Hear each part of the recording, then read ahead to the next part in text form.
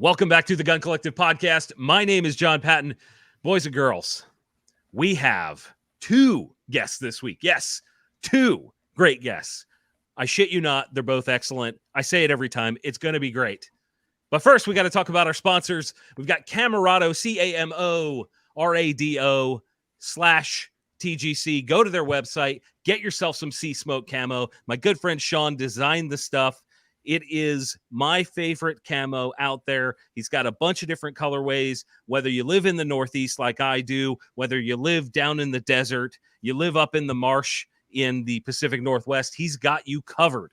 No matter what color you want, if you want some blaze orange, he's got it. I swear to you, it is my favorite camo. If you go to camerado.com and use the code TGC, you get yourself a discount and you support this podcast. Also, check out Vertex, VERTX.com. They make some of my favorite bags. I was just traveling and I used their Ready Pack 2.0 and the duffel bag. I believe the new stuff is called Road Less Traveled, RLT. They've got a new travel duffel that you need to check out. And if you use the code TGC, you'll get at least 15% off. They bump that up all the time. The website is VERTX.com. Now, with me, I've got two legends of the AK community. And yes, we are talking about AKs tonight. I have so many opinions about AKs and AK owners. We're going to introduce these guys. First, I've got a long-time friend, one of my oldest friends in the industry. I've got Jeremy Deadman from XTech Tactical. Jeremy, how are you, buddy? I'm awesome, man. So grateful to be on here. And it's going to be a fun night, man. I'm excited. I was telling our other guest, AK Mario. Hey, what's up, guys? Mario, how are you, bud? Hey, man, I'm good. Living the dream. Living the dream. I was telling him about the fact that Jeremy and I met at SHOT Show probably 12 or 13 years ago, right? Something like that? Probably around 2013. Yeah. 2013. And somehow we have managed to do business and be friends the whole time, which is a rarity in today's gun industry. Yeah, right? It's super fun, man. I always tell the story that I was just a Gmail address. It was like XTech Tactical Sales at Gmail. And you replied to me back when you were Chaos Clarity. So we one of the only I can say that I still talk to you in that world. The world is a weird, weird place. Now, the topic, like I said, we're going to talk about AKs because the AK world, as I know it, is a swirling mix of weirdos and ultra nerds, and I don't quite understand it. I've tried over the years to understand it. I really have. Can you guys give me an intro into why AK guys are so fucking weird? I'll let Mario take that first. All right, lay it on me, Mario. Top perspective, right? Some people is weird. Some people are just passionate. You know? I like that. It's a good response. That's what I find, and I find that with customers, and I find that within myself. I'm very passionate about my work. I'm very passionate about but when you see a crowd, they're so in love with the platform, they'll defend it to the end. And okay, strike off is weird, but I love the crowd. I love being around AK people, AK crowds. And I like it more than I like AR crowds. I'll tell you that much. Oh, there is hate being spewed. I can feel it coming from within. No, I'm joking.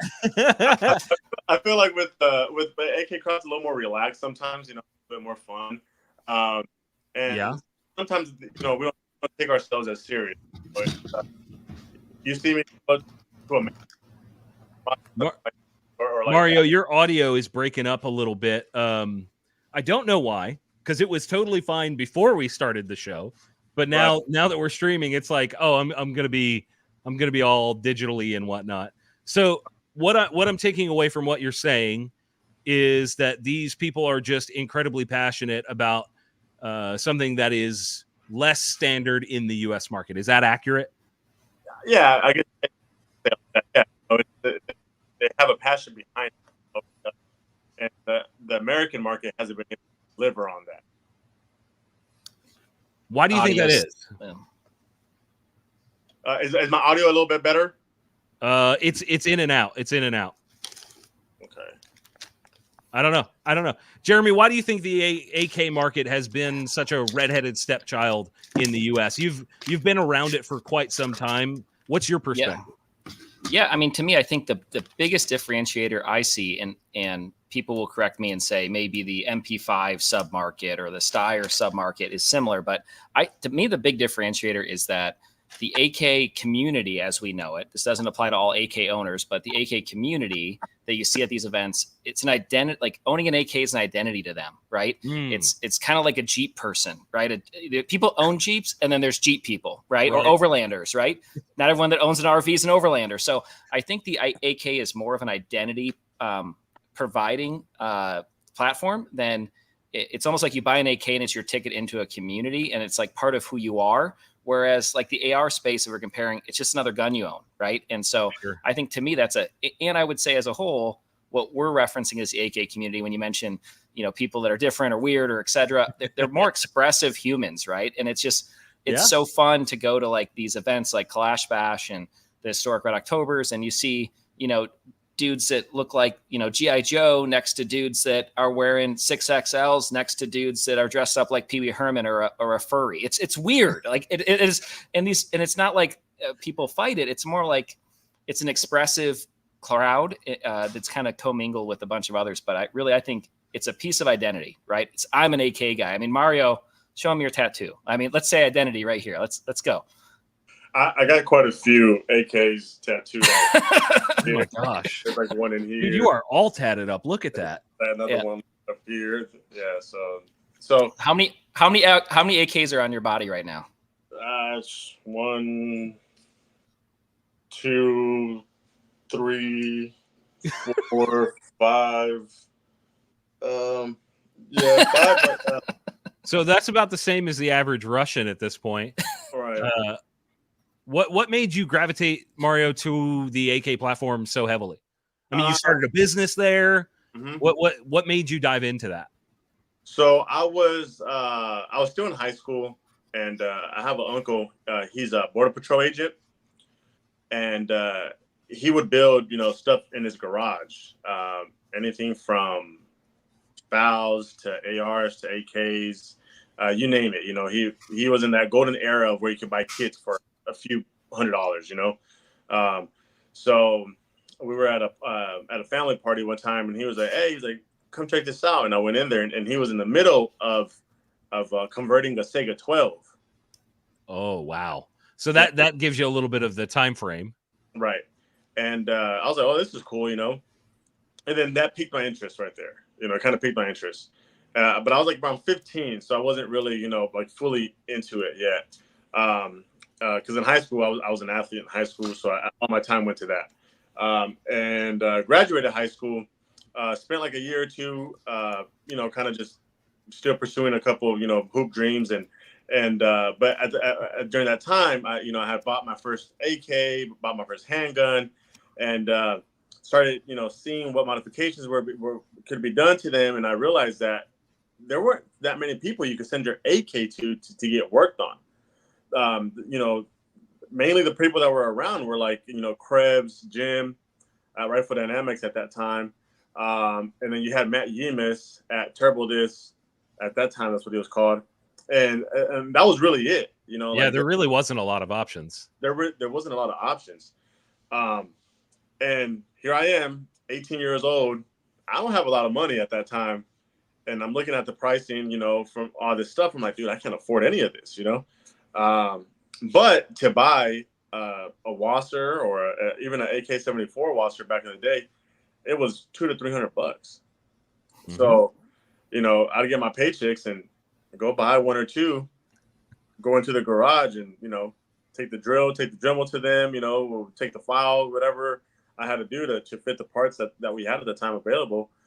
And then my uncle's like, "Hey, they sell kits, right?" I'm like, "What?" He's like, "Yeah, they sell kits." I'm like, "Okay." So then I go on online, and you can buy a Romanian G kit or a Romanian surplus, kit for $120 with a barrel. Right. Back in the day, Arms of America or Blaine. Yep. Exactly. And then at that time, they had the flat receivers. So they had the flat receivers. They didn't have the full right. Okay. Receivers yet. And the flat receivers, they were like $20. Oh my gosh. But you needed to buy 2 or 3 because you might screw it up your first go round. Yeah. Right. So, luckily, my uncle had all the tooling and went over there and put 1 or 2 together. And then after that, that's all I needed. Every paycheck I was buying, I'd buy a press. And the next paycheck, I'd buy a riveting jig. The next paycheck, I'd buy something else. So just slowly, I built up my tooling, and I had a little setup in my garage, and I would just build my own AKs in there, and help out a couple buddies, and stuff like that. And by the time it, I was good enough, and I was starting to shoot competitions out here in the valley with an AK. So that was different on its own, because everybody, you show up, it'd be a sea of AR-15s, right. What time frame was this? This is like 2016. So around 2016 is about when AK Mario was born. Yeah, I used to call myself AZ Mario, like AZ Mario. And my buddy Kenny Dobbs, one time, he was like, "Bro, you're not AZ Mario. He's like, you're AK Mario." And I was like, "Nah, bro." I was like, "I'm AK Mario." Like, I was like, I love Arizona. Like, I'm very proud of being from Arizona. And he's like, nah. He was like, "Do me a favor." He was like, "Go ask with like 3 friends how they have you saved under their cell phone." Yes, go ask them.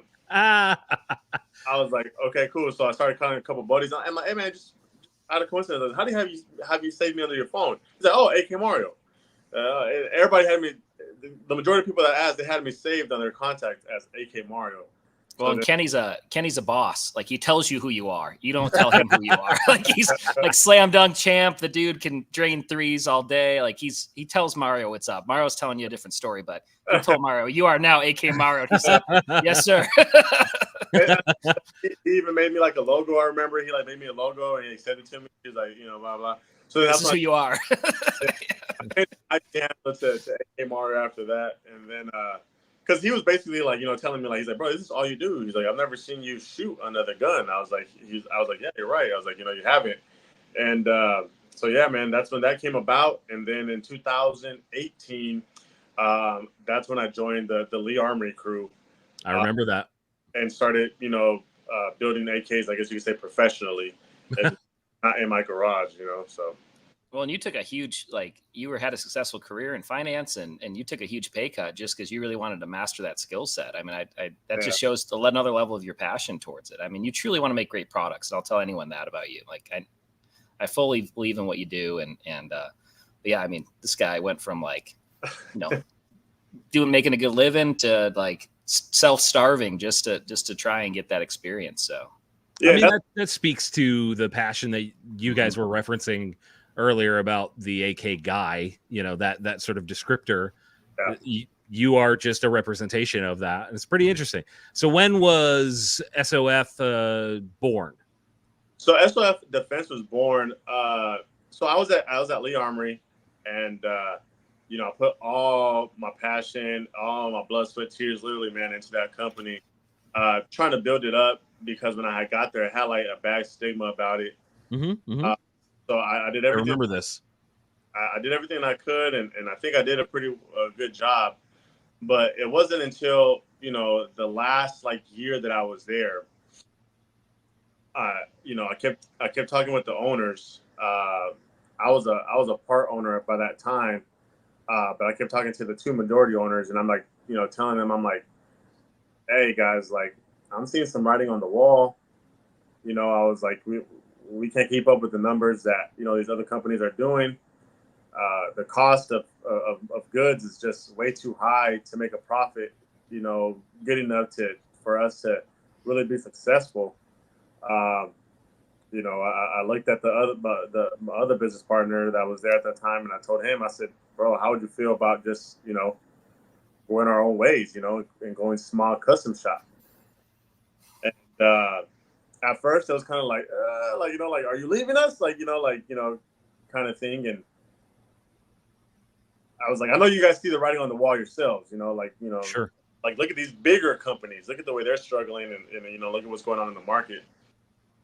And, you know, they were like, you know what? Yeah, we just decided to everybody part their own ways. And luckily it was the best decision for everybody. And now everybody's doing pretty well. So what year about was this happening? Because I don't remember the timeline. This was just last year. This was in 22 when we had the conversations. Okay. Or in 22 we were having conversations about this. And then I opened up shop.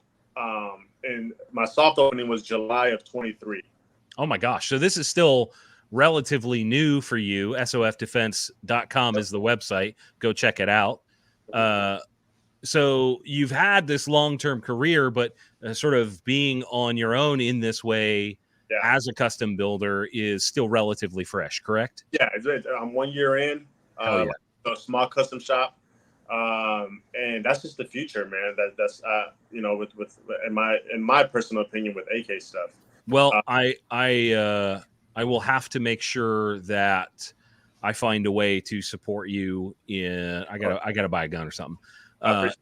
Jeremy, you've got this much. It's a adjacent but different story. When did the first AK mag you produced come out? When did that come out?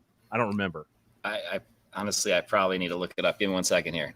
Because I do remember it was like 2017, right around that area. 2017. Oh, sorry, no, 2019 ish. Yeah, right I want to say 2019 was when we released it. It's it was the Mag 47, and for those that don't know, Jeremy and I still say we hold the record. I don't care what anybody else says. We created a new fissure in the earth in Kingman, Arizona. You want to talk about that for a second? Yeah, we set a world record, and it was my way of kind of making a clear posture on where I stood from a moral standpoint, business stance, if you will, but also having some fun with it. So, I mean, the quick version of the backstory is I used to, for a career, manufacture a ton of plastic products. The gun world became, that's really why I ended up starting XTech is from that world of making other people's stuff.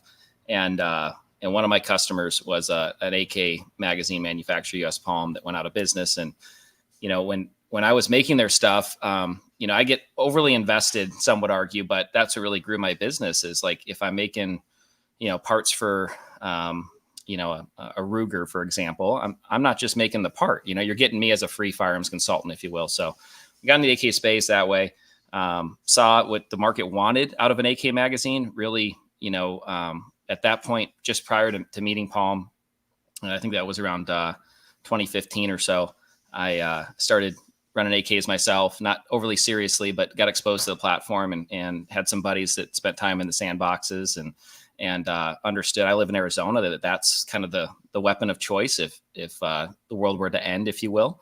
And so all that to be said, I saw that the U.S. market was not getting what they wanted from a U.S. supplier for AK mags, and U.S. Palm went under, owed my employer a lot of money. And so kind of long story short, at that time, we as XTech partnered with who was my employer at the time.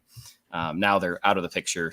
We bought them out of the program, but for me to step in and rebirth, or create an AK mag line myself, really, this is when Mario met me, right? Mario knows I walked in the front door and said, hey, we're working on this. Check, test this mag, run this mag. This is, probably 6-9 months before the world ever saw it, before we even did film that video. I was very diligent about it, and I'm sure we'll talk more on the AK market, but to me, this is a very, very, very demanding consumer base in the U.S. Unapologetic, it's they beg for a U.S.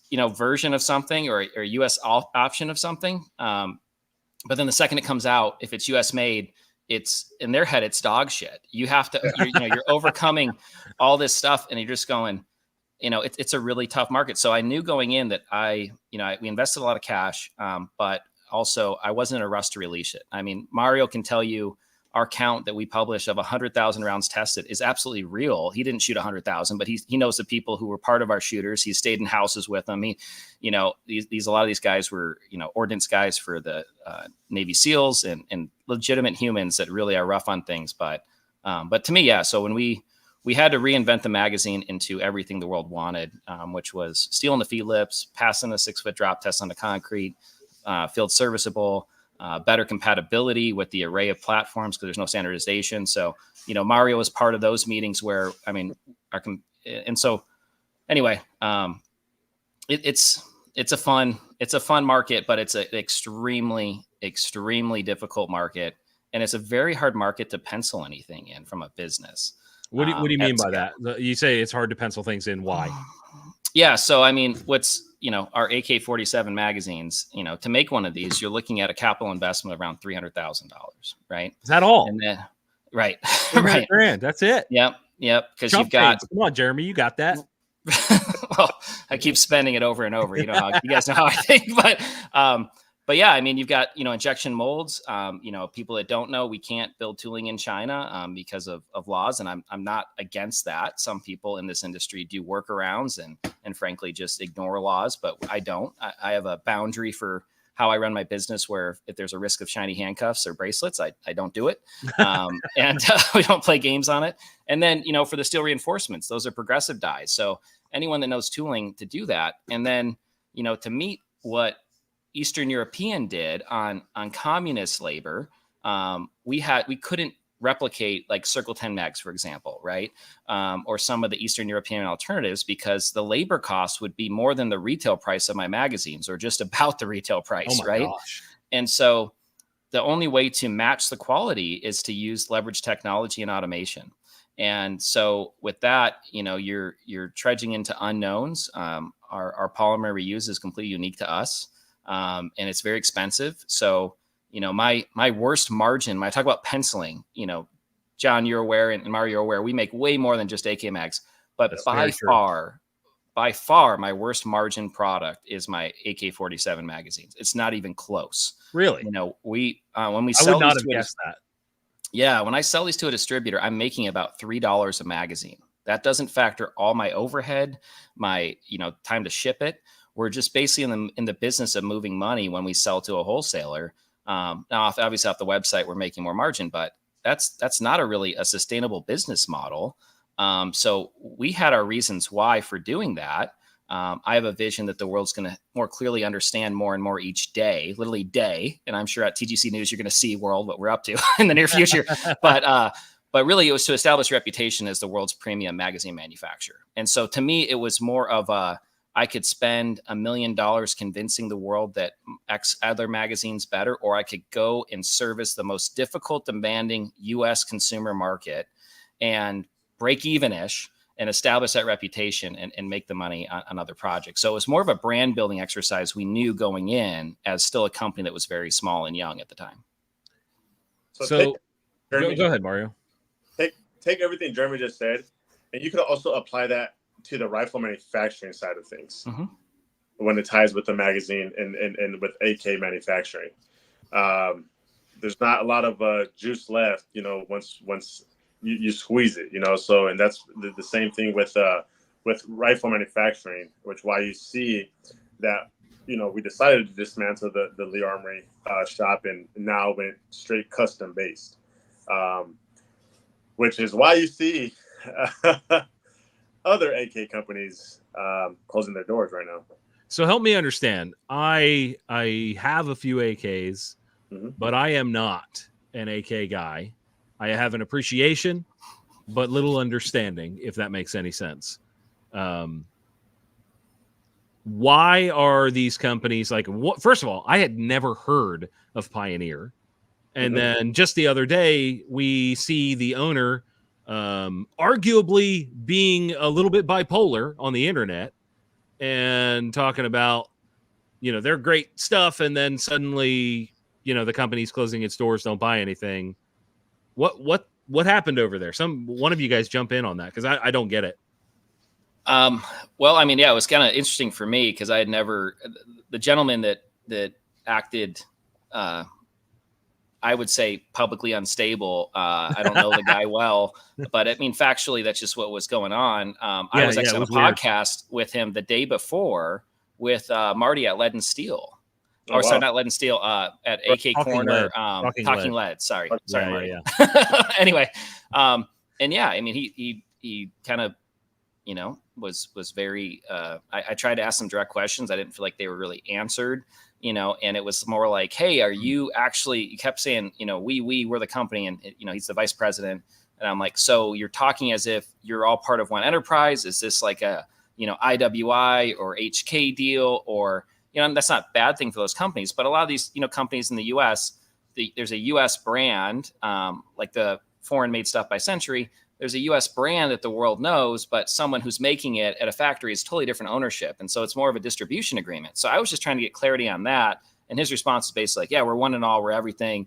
And I'm like, okay, you sure? Like, and so, yeah, I mean, to me, I have a little more insight into, you know, what you could find out like at a dealer level where, you know, during COVID, companies like Riley and PSA and, I don't know what too much about Century's situation, but, you know, there was a surge during COVID of demand for things and a challenge of getting things in everyone's supply chain. Like we went lying down on our AK mags for 15 months because of it, because of material.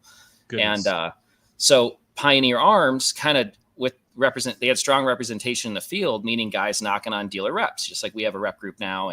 And so they got a lot of shelf space. So even though the world didn't really see them as like a heavy brand, they had a lot of shelf space. I mean, I can tell you personally, I just toured hundreds of shops in the Western US this summer. That's how I chose to spend my free time. You know, and anyway, it's true. I mean, their shelf space was equal with Riley Defense, Riley, I won't say their numbers because I don't want to go out of line, but I can tell you with confidence, like Riley's, you know, been in the top 3 U.S. production numbers of sales in the U.S. For some time. And so Pioneer was not moving dozens of guns, which you might think if, you know, John, you or I did like internet research on them, you might think this guy's, you know, little guys, they're moving hundreds of guns, if not maybe at their peak, north of 1,000 guns a month. Wow. And so but and for context, I want to make sure the audience understands, like, this is a sort of niche company, arguably, you know, so for them to be moving that kind of volume is pretty substantial. Yeah, I mean, go ahead, Mario.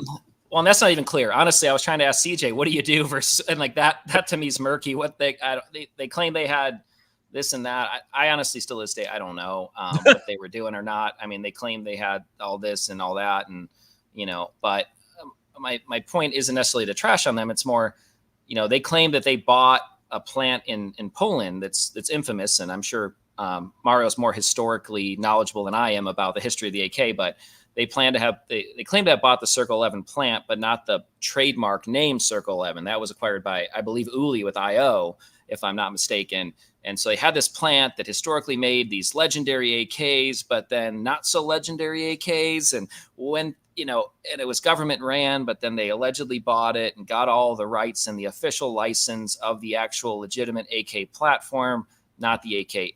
It's just this whole, like, I just kind of go, that's noise. And it probably resonates more with Mario or some more sophisticated, like if we had Larry Vickers on here, you probably go boom, boom, boom, you know. Yeah, but, maybe. You know, Mario, what can you tell us? What happened with that? Is that legit? I basically know just as much as Jeremy does, to be honest with you, because there was a big, like, mystic cloud when it came to the Pioneer stuff. You could never get any clarity, and you could never get a hold. So that of means it was bullshit. I mean, if you can't get clarity on this massive deal that they were doing, it's probably bullshit. Let's be fair. I agree. I like straight answers. We're not trying to be politicians here, right? Like, right. And that's what me and Jeremy were talking about. You know, he'd call me on the phone, I'd call him on the phone, and it'd be like, "Hey, well, we can't get any clear answers from and for this company."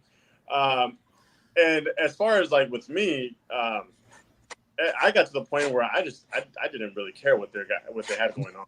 You know, right. It's one of those things where I saw their rifles for repair, and it helped me in that sense. You know, my business, I was fixing whatever issues they had. So customers bringing to me, I'd fix the rifles. I'd get paid for that. So you're cool. like, please keep making terrible AKs so I can fix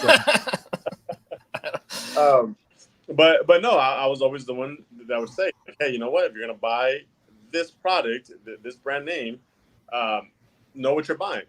Right. Because I have people come in here, hey, I'm looking for this. This is my price range. Can you do it? You know what? For that price range, I cannot. At that price range, you're going to have X and Y, availability. But, you have to be careful with this, and that on these rifles. Some people would just, they'd still go buy it. And some people would be like, you know what? No, I'd rather spend extra money here and get built something by you. Okay, cool.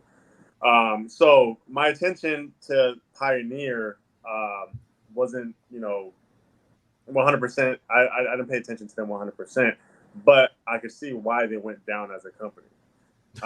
Because I have been on the other side of that when I'm trying to mass produce AK-47s, and it's not an easy task.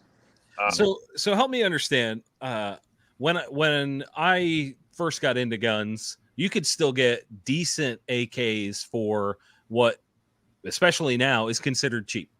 You could get a decent $500, $700 AK. And from what I see nowadays, you're paying $1,000 plus for a decent gun. Is that accurate?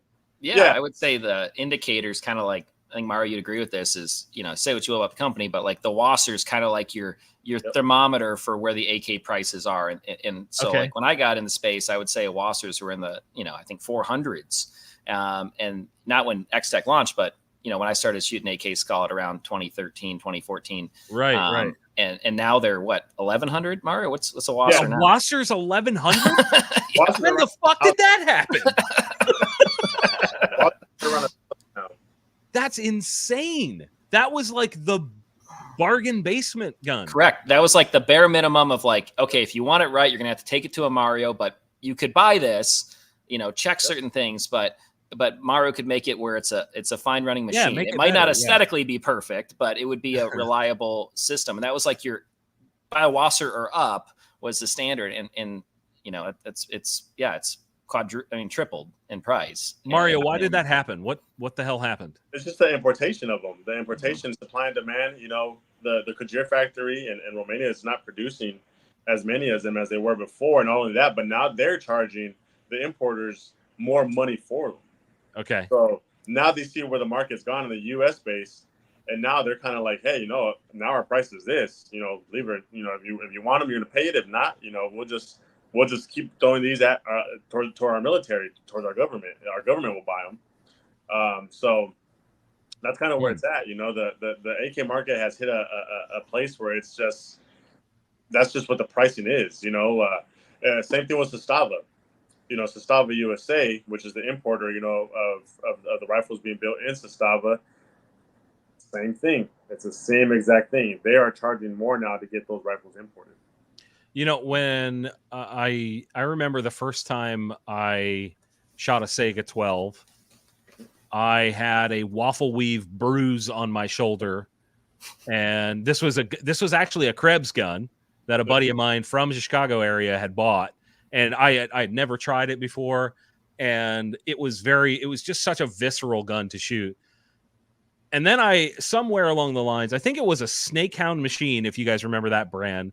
I think it was a Snakehound gun that was chambered in 54R.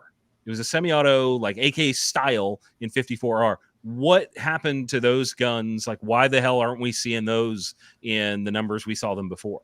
The PSL style system? I mean, yeah. That particular gun was not a PSL. Okay. It was like closer to AK style in like, the sort of quote unquote tactical look. It wasn't like the wood furniture and all that. I don't know who the hell made it. Honestly, I don't know. I mean, but it was cool as hell. One of the factors that, probably isn't like cleanly talked about a lot, and this is more of a theory, but it's a strong theory in my opinion, is, we had there was just warehouses full of AKs, and a lot of these militaries in these, I don't know if it'd be fair to call them third world countries, but second world countries, if you will, Eastern Europe, sure. Modernized Africa, places with governments intact that governments are buying, but not ran by warlords and, that kind of thing. So they're not the U.S. Not the Congo, right? But a lot of those places have modernized their platform. A lot of them have kind of followed the US lead into something based off the M4. So, originally, like when Century was bringing in and IO was bringing in like stuff from Kajir and different companies were M+M over the years, a lot of those were secondhand kits where they were basically just going, okay, this is like, we're not even using it as a military anymore. So this is scrap metal to us. So you kind of got that reflected in your pricing. Whereas like, I know, I talked to Mario all the time when he was at Lee and when they started building kits from Kajir themselves, they were new manufactured, which additionally, not only was that come at a higher price because now Romania had to make them new versus just have them sitting there, there was also more work, correct me if I'm wrong, Mario, on your side as a builder. It was a harder kit to build off of than those secondhand kits. Yeah, the Virgin kits are a lot harder to build just because you have to work everything in. As to compare as a surplus stuff, everything's kind of already broken in. It's almost like reassembly versus fresh assembly when you're pressing things, right? Okay. So it's just tighter tolerances, that sort of thing. Is that accurate? Like, what are we dealing with? And sometimes you with manufacturing, we'd get sometimes gas blocks, front sights where you could tell like the reamer was like on the last limb, and they still decided to ream the front like are extremely tight. So now we now have to go and re-ream all the front sights and get everything to size. They got the guy with the lazy eye checking for concentricity on the barrel. Right. Yeah.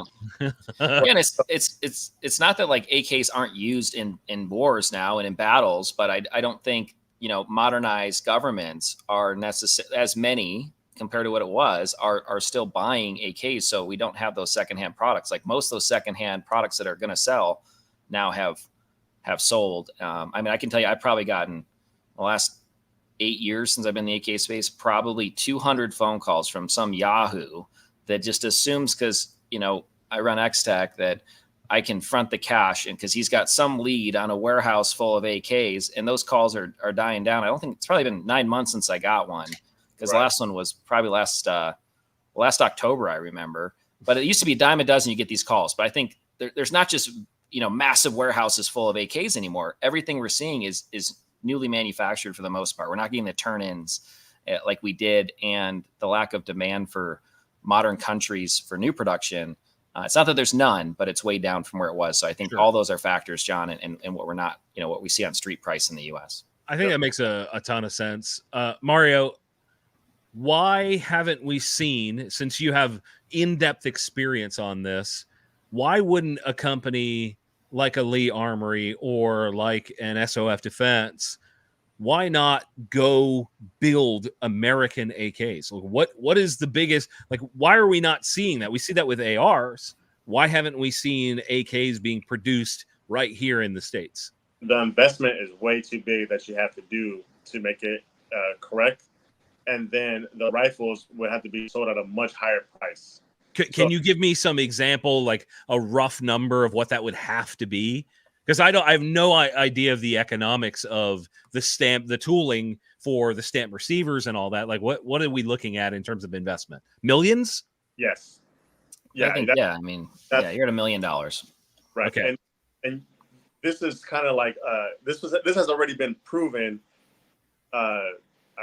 Sadly to say, is not work with a company as the name of KUSA. Okay, so I don't I have seen them be a disaster from day one. I don't know why anybody bought anything from them. What happened? You have insight into this. They were in the right trajectory. They were. They had some really good people there at one point that were doing things correctly. They were going in the right direction, but by the time that they had figured it out, they were in so much debt that they just couldn't climb out of it. It was a lot of debt. It was, I don't know, tens of millions was the number I saw. I don't remember the exact thing. I covered it on TGC News. Go look it up. Yeah, and that's why it goes back to me where your initial investment to be able to do this correctly here in the U.S. would be so large that it would take you forever to get that back. I see. And that's why you haven't seen it been done. You have companies like PSA that are still doing it, but this is just me. This is what I think is that their AK department, it probably takes the biggest loss every year, but they make that up in all the other aspects that PSA does. So it doesn't really hurt them as much. And then you have the Century, where they import their stuff, right? And then their American-based stuff probably doesn't do as well as their imported area. Well, actually, you know what? I take that back, because I talked to someone that was at Century, and he's not there no more. He told me that when they were selling their RAS 47s, I don't know if you remember that rifle. I do. They knew that gun was awful. They knew it was a piece of junk, but they were making so much money selling it because their cost was so cheap to manufacture it because of how much of a piece of shit it was, and that they were still selling it because they were making money. So what blows my mind is, like, we sell as an industry. I say we, as an industry, people buy $2,500 ARs all day. Like, there is an ass for every seat.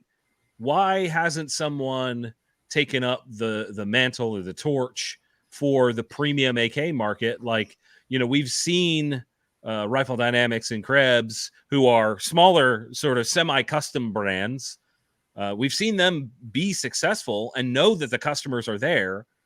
Is it just that initial hurdle that's keeping people back, or are the guns inevitably going to be dog shit? What's the problem here? It's time consuming to build an AK. That's the biggest thing. And then you have to create a team that has the same passion as you, that has the same skill set as you. And in my experience, that has been extremely difficult. I get tons of emails of people, asking for a job or wanting to come in here, learn for free, which is okay. I get that, you guys want to come do that, but sometimes it's not that simple just to let a stranger come in here and, start building shit, because the tooling itself is expensive. So now you let come in here that's brand new, try to show them, next thing you know, tooling breaks, and then now you have to go out and buy new tooling, which could cost thousands of dollars. So what tooling are you using that could cost thousands of dollars? Riveting jigs, presses, hydraulic presses. Okay. You have fixtures for your mill, where you're gonna drill your gas block, your front side, your barrel pinhole. You can also have your fixtures to drill out your 80% receivers. So there's a lot of tooling, that when you add it all up, costs us thousands. Right. That's why when someone says, "Hey, I'm going to build my own AK," they start doing their research. They find out that they have to spend thousands of dollars just in tooling to build it. That's when they call someone like me to, "Hey, you know what? I bought this kit. I planned on building it, but I just saw how much it is for all the tooling. I'm not going to buy all that, so I'm going to send my kit to you just for you to build it." I see. So it's just one of those things where I tell people, like, I offer build classes, so you can come in here, you spend a day with me, we build your rifles, we'll build your rifle from start to end, and you get to see all the labor that goes in to building the rifle. And every time I do the class, at the end of the class, the customer always ends up saying, like, "Man," he's like, "I really now see why it's hard to build these in huge batches." I'm like, "Yeah, unless you have like a government funded facility like they do in Kajir, like they do in Bulgaria, like they do in Russia, it's pretty difficult to do that here in the U.S. Well, and I think, you're talking just for like construct of numbers, the labor costs with those government funded facilities, their loaded labor cost is going to be around $3. Right. For Mario to hire someone, if he was going to set up a KUSA type scale company, which he's not, but I think you'd agree, Mario, we live within miles of each other. He's looking at, by the time he has benefits and everything else, 30. So it's 3 versus 30 for a very labor intensive, and you're mating stamped parts to milled parts to, your tolerance stack ups are critical. So you're really building the rifle. You're not building an assembly. You can't just build an assembly line. And that's where I think a lot of the QC issues. One thing I'd want to add, though, is there are right now 3 companies, marketing as made in the U.S. And I just use that term because I haven't toured the facilities. That's not casting shame on anyone, but PSA, Rally Defense, and Century are all marketing that they're making a fully U.S. made AK-47. I have a close relationship with Riley. I trust with them. They're friends, so I would say I have no reason to question them. And but really, I'm not questioning anyone. My point with that is that you can't just hire people like I can hire someone to assemble my magazines. That's two things fit together. You know, it's kind of obvious if you did it wrong. You need to hire someone that's paying close attention and takes pride in that item. And that's $30 an hour, right? For labor. That's well, it's a lot. I would, in that way, I think I would compare it more to a gunsmithing role rather than an assembly role. Do you think that's fair? Yeah, that's you nailed it, man. Because I've had some people that were really good come into the door and say, hey, you know what? I'd like to work here. Okay, cool. But then they want to make more money than what the shop is making. Right. And, you know, that's where the difficult thing comes in. You know, I was talking to you, John, a little bit off camera where it's only me in here right now. Right. You know, like, and you know, the overhead and with me, my mortgage, you know, my bills, you know, the shop provides for that. But now if I had another person in here, it'd be a little difficult, you know, it'd be a little difficult to pay myself and them. Well, I mean, I understand. I have deep understanding of that because I've always had a very lean business, right, out of necessity. Right. You know, like I'm not one of the content creators that's making, you know, millions of dollars blowing up stuff on the internet. That's just never been what I do. Even though Jeremy and I did try. By the way, if you see an AK mag in Arizona coming down out of low orbit, you're welcome. It'll be a pile of plastic at this point, but down by the Kingman area, I believe it was, right? Yeah, yes. Kingman, yeah. Dude, good old Jeff Jolly. That was John thought about killing me a couple times, not out of anger, out of like good for the world. He's like, what have you put us in the middle of here? This going out there, we were in the car for I don't know how long. It was like 2-3 hours just driving into nothingness. And you know, it was like none of us really knew how it was gonna go. And then, you know, I remember distinctly standing over the hole, looking down, and the earth had literally, you know, like when you blow up, I don't know, 10-20 pounds of binary, like it leaves a dent in the ground. Right. We created a fissure. It was like 8 feet deep, and the earth had cracked because of the pressure wave. There's one of the best slow-mo shots on Gun YouTube is on the Gun Collective's video of this pressure wave. I was hiding behind a bulldozer filming this. I mean, it was as run and gun as we could have possibly made it. Charlie Melton's dog is like running around in the field in front of him. I'm like, Charlie, is that okay? Oh yeah, it's fine. Just send it. Okay. Send it. Sounds like Charlie. Yes. What it was 600 it was 640 pounds of tannerite that we used to blow up 8,000 magazines, unassembled magazine parts, but you know, magazine buys. But 8,000 mags, 640 pounds of tannerite, and it was on private property before somebody gets butthurt about the plastic. Yeah. Well, that was the thing is we couldn't really pick it took a lot of effort to find someone, but it's not exactly a normal human that's like, yeah, blow up my acreage, But then the kicker was like, what was it? Like the sheriff at the last minute day of, like the landlord, basically the property owner, everyone signed NDAs, but then because it's a discreet thing we were doing at the time for legal reasons. And so, but the last minute landlord, like, I think I agreed to let him have like 5 or 10 people there, but they had to be like farther away where they couldn't really see everything happening and us talking. And then at the last minute, the sheriff shows up, who's like a friend of the property owner, and he's got like 12 people, and like 3 are clearly not people. You know, I would assume they were meth heads. Let's just be frank. And and at that point, John just looks at me like, bro, and I'm like, bro, I've got 6 Navy SEALs here. Like, just tell them what to do. Yeah. Like, let's go. You're wearing Kingman, so. I will say that it was one of the best. Just like regardless of, you know, what the outcome was long term and what we were trying to accomplish, just that experience was one of the wildest things that I've done. And I know we talked about it a bunch on here, but it was fucking cool. It was fucking cool. Well, and then, just to give everyone an idea of how committed John is, like I saw a different version of John. That's when I met John. I feel like him and I riding in a truck, checking point A, point B of like safety measures and planning measures and shots. And he's just like my wife used to own a wedding planning business. And like on day of, she's like dialed. And I saw John has that skill set. Same John, anyone that goes to GunCon, you'll meet him. He's just like, don't give me a cookie, Jeremy. Leave me alone. Let me operate. But then last minute, we're trying to figure out the shot. And if you remember, Charlie had done a whole blast radius thing. He was trained in demolitions in the teams, and he had basically figured out with the impact, the expectation was, I think it was something like 600 yards was a safe zone. Yeah, you guys were was the safe zone. And then John goes, okay, so we race out in my truck, and I end up with a hole in one of my tires, and we just make it work. And that's right, I forgot about that. Yeah, and so we find out that like John can't get the shot he wants, and we rented like this $40,000 camera or something insane. Like it didn't cost us that, but there was some like we had to get this slow-mo shot that search XTech binary on the Gun Collective. You guys can see this, but it was like at 100 and we scoped at like 140 yards, 160.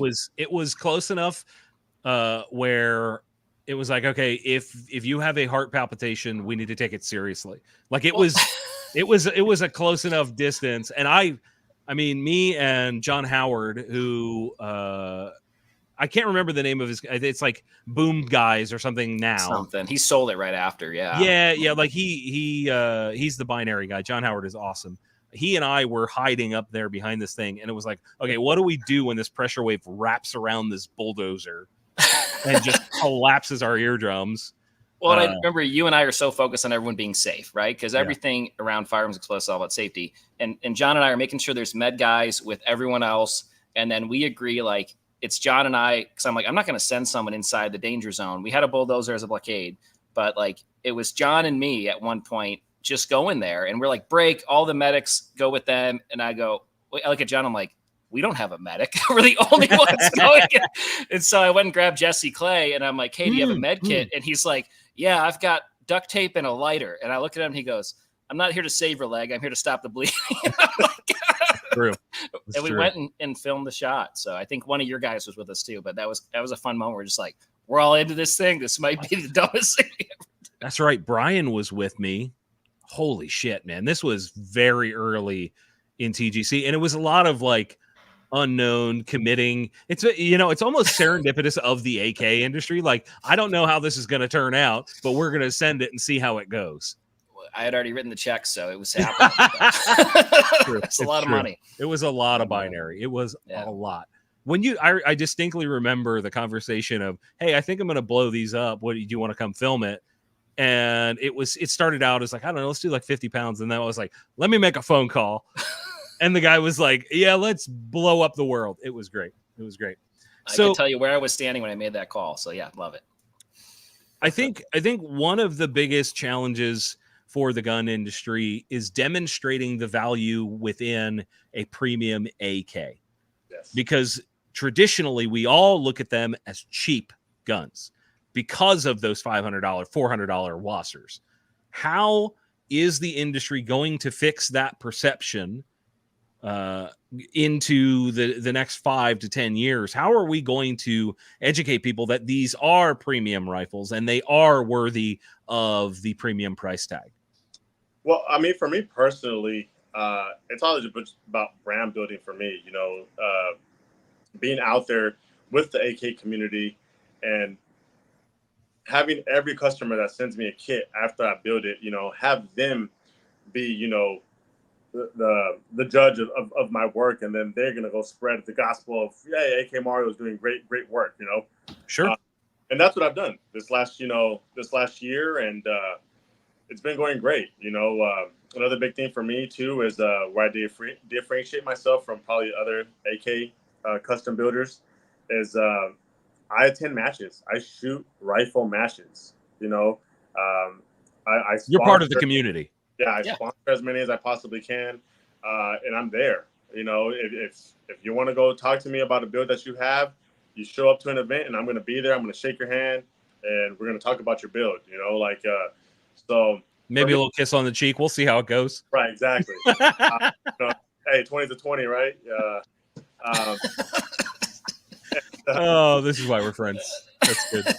Yeah, man. That's kind of, you know, where the focus that I have, you know, is like just dedicating my time and my efforts into the people that are supporting me and my company. Sure. And that's the way that I'm going to fix that problem for myself.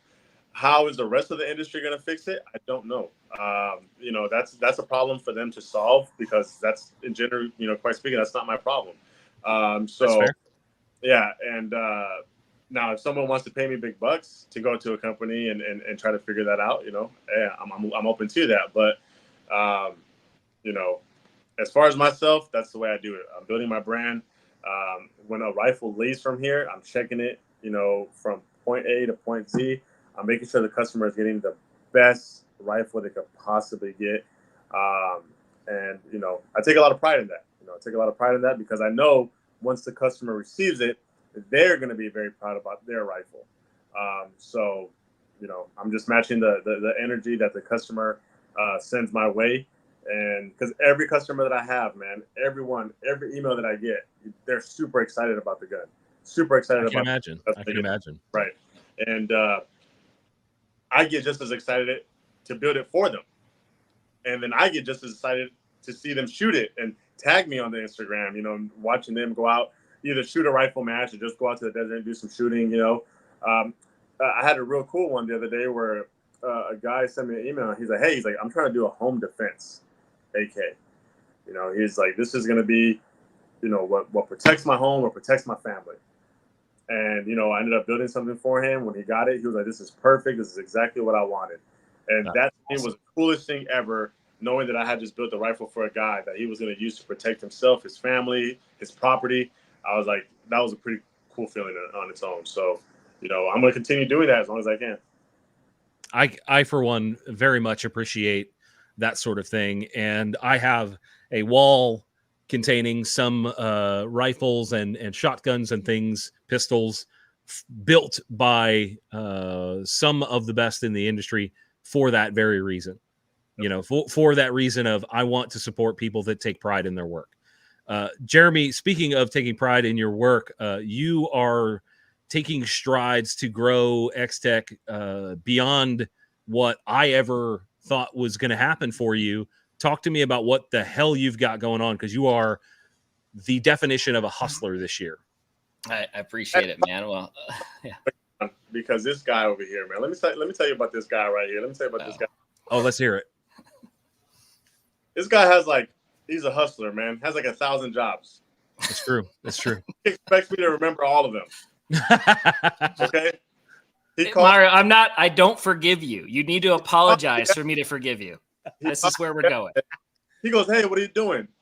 It's it was 9 o'clock at night, right around there. And I go, I'm ripping out some carpet. You know, I was like, I'm about to put some flooring on this house. He's like, oh, what house? I'm like, you know, I just bought a house. So I was like, I'm ripping out this carpet. I'm going to put some new flooring in. And he goes, wow. And you didn't use me as your real estate agent? I'm like, bro, I didn't know you were mortgage. I don't do. Mortgage. See, look. It's simple. It's like, apologize, I can forgive. You know, that's where it starts with, my friend. You have so many jobs. I was like, I don't even know. You do so many things. I was like, you have your hand in everything. I was like, I had no clue you did that. So no, all good. Yeah, I mean, the big change for us is, and what Mario's saying is absolutely true. Like I've been in a lot of things over the years, and we got pursued to be acquired last fall is the backstory of this all. And I was getting married. We had just gotten married. I was going to Italy, and I decided to put my phone on D&D for the entire time I was in Italy. Only talk to my wife and let myself kind of digest. Do I want to pursue selling the business? Do I want to grow the business? And then I also gave myself the option of just blow it the hell up and be done. Right. Yeah. I had kind of, survived, and you guys both know, kind of what I went through and some legal stuff. And it's something that a story I don't like to tell. And it's not so much that I'm traumatized by it. I think I've learned it strengthened me in the company, but I resent the story because I don't want that to be the potential reality for others in my shoes. I'm a huge believer in the American dream. You both have, know how I am and how generous I choose to be with people with ideas for brands. And I've been part of a lot of brand launches, and I really believe in the American dream. And I want to tell people that there's, hope, and there's a recipe, and enough hard work, you'll get there. So all that to be said, I made in Italy, as I'm cruising around with my wonderful wife, I kind of just tried on different hats of, sell it, kill it, grow it. And I settled on grow it, and said no thanks to the pursuing party, and decided I'm going all in. So I'm actually migrating towards one hat, being XTech only. And so still do mortgages, but it's not really something I'm putting a lot of effort into. I've got a partner there that I've kind of pushed things over to and migrating towards. And we're going nuts, man. I mean, our timelines have pushed back a little away from me.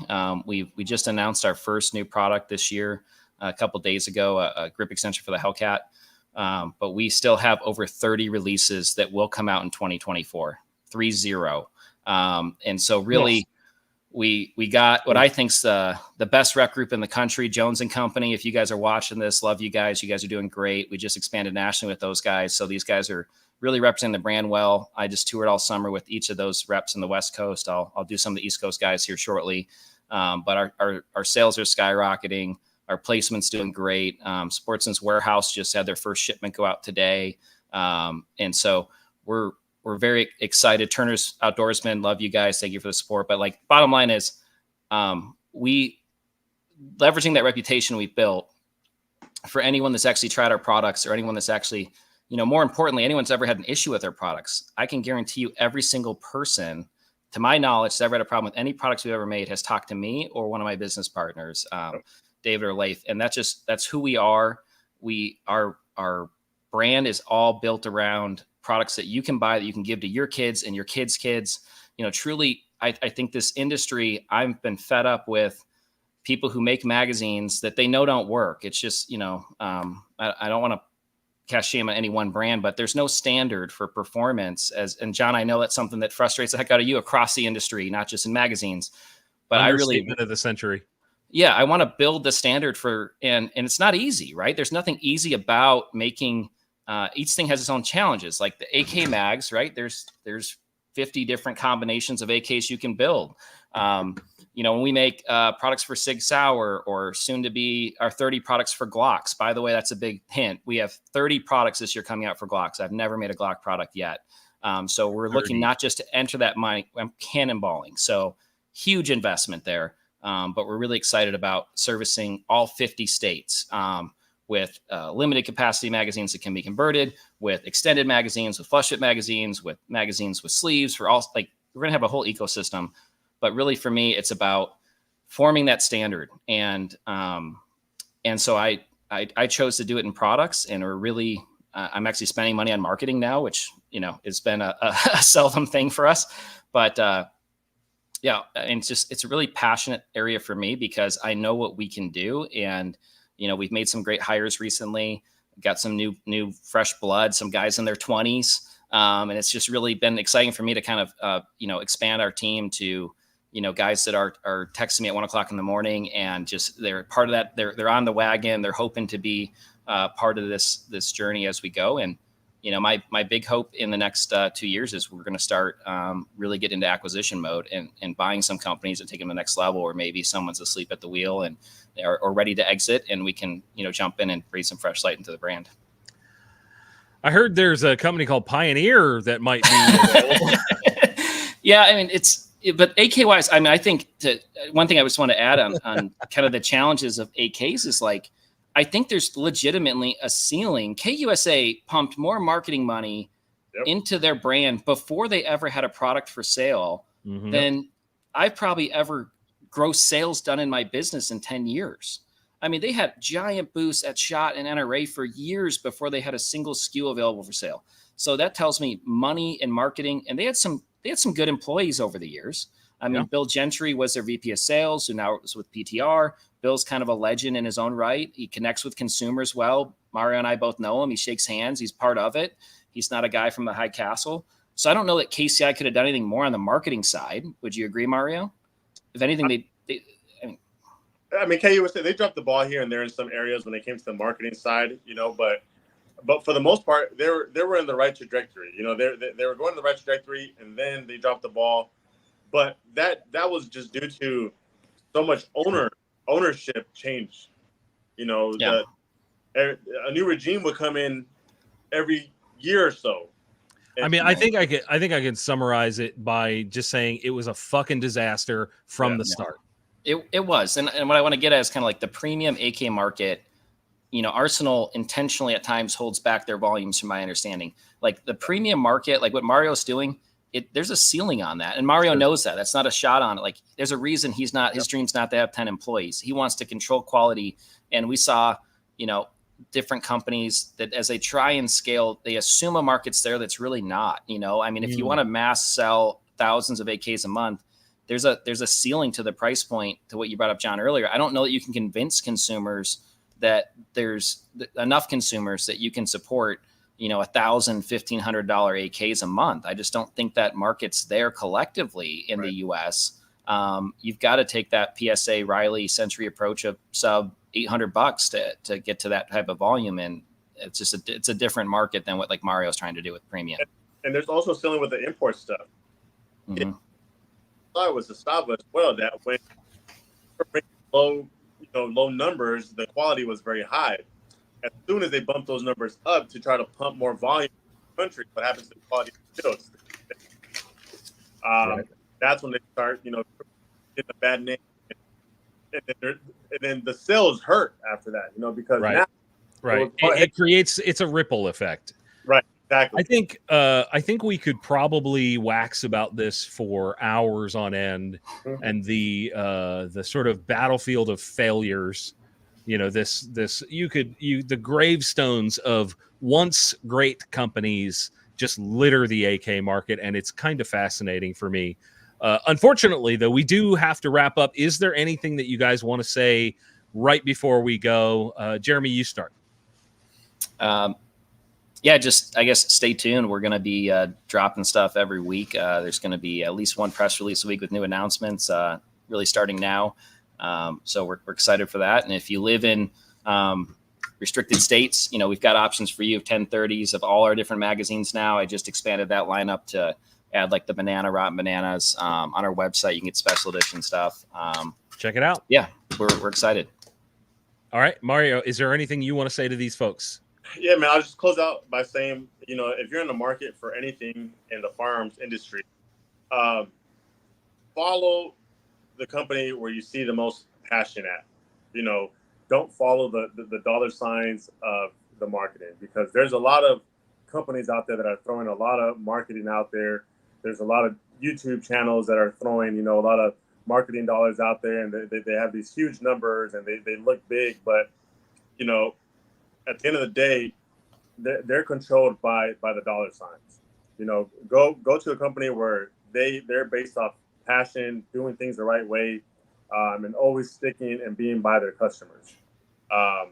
So if that's one thing that I could suggest to gun owners and people that are looking to spend their hard-earned money, because right now we're in an economy that's extremely difficult, and everybody's trying to hold on to the last dollar that they have.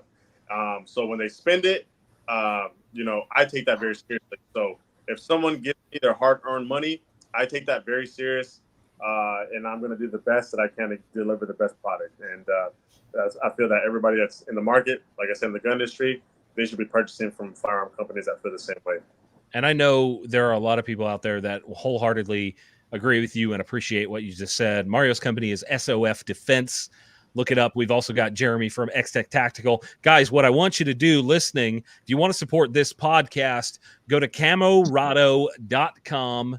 Go buy yourself some camo, because Sean made it. Sean's one of my closest friends. It's freaking rad. The Sea Smoke camo is the TGC signature pattern. Go buy it. Also swing by Vertex, VERTX.com. Use that code TGC. Get yourself a discount on some of the best bags, apparel, etc. in the game.